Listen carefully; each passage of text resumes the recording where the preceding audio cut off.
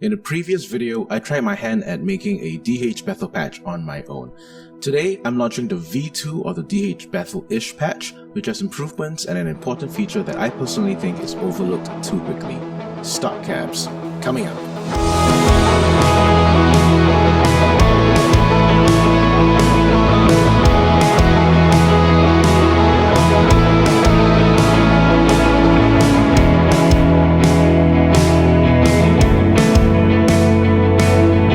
Hello and welcome to the video. If this is our first time meeting, my name is Justin and I'm all about worship guitar.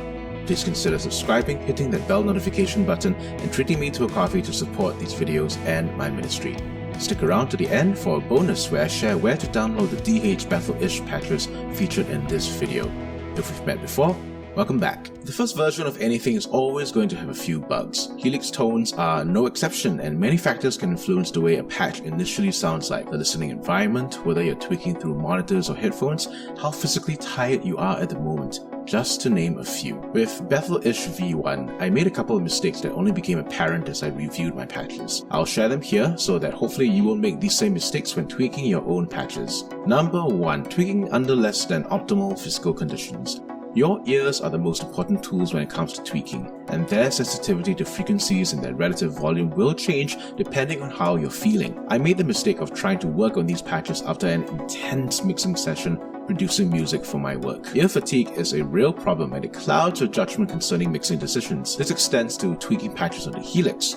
No matter how good your ears are, if you're tired, you're not going to make good choices when it comes to tone. Lesson learned: if you're feeling tired, rest, relax, take a break, and come back again to tweaking after 20 minutes to hear your patch adjustments with a refreshed pair of ears. Number 2. Tweaking with different monitoring gear. As a matter of good practice, you should always check your patches and how they respond to different listening devices, like in-ear monitors, speakers, consumer Bluetooth speakers, and televisions. Because, COVID-19 has forced all of us to play on pre-recorded services, but your primary monitoring device should be the same one you use day in, day out for tweaking. Different monitoring gear will yield different results. In my case, I'm intimately familiar with my ProDyte Pro 880s and I'm very confident with mixing on these. But sometimes, either for the fun of it or when my ears are uncomfortable from wearing these cans for a long time, I'll switch to my Shure SE215 in-ear monitors momentarily. So far, it's been okay to test mixes with, but I made the mistake of using them to tweak the version 1 patches. Bass response is different, and the perceived volume of the left and right sides of the stereo field was also off. Lesson learned: mix with what you're most familiar with to get consistent results. And hey, if you agree with my observations, hit that like button. Now that we've covered the doom and gloom, I'd like to dive into the upgrades made to the patches. Number 1. Stock cabs dialed in. This is my favorite upgrade. Yes, you heard that right. I think stock cabs are great. They come with your Helix, they don't incur additional costs, and they're much more tweakable than impulse responses. There's a learning curve involved, but each stock cab and mic has a sound to them, and if you take the time to listen for what each parameter does to the tone, you'll find your preferred way to dial in the sound in your head. Number 2. Balance left and right channels. My biggest issue with stereo amp setups is that I have difficulty balancing the volume between the left and the right speakers.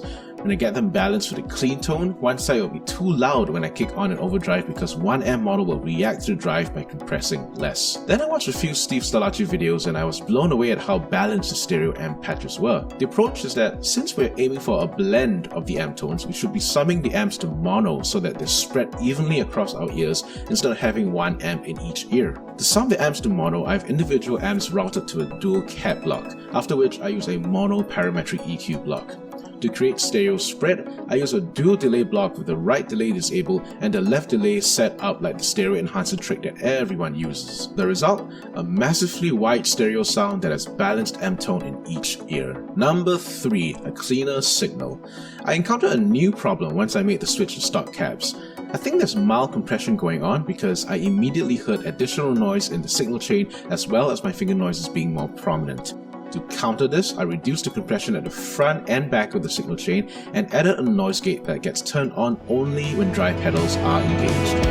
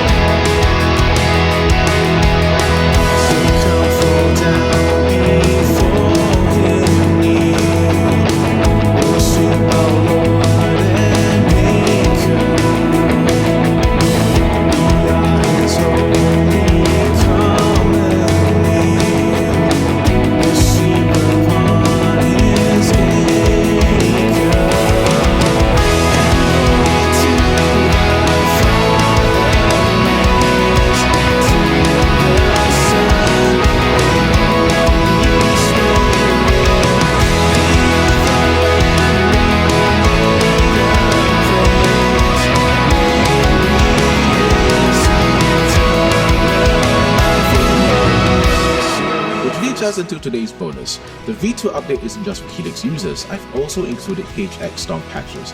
They aren't stereo amp setups due to lack of DSP, but I've attempted to recreate the style of the patch by having a delay set before the amp cap block, which will crunch up by hitting its front end. They are also configured as all-in-one patches, so you don't need additional pedals to start using them.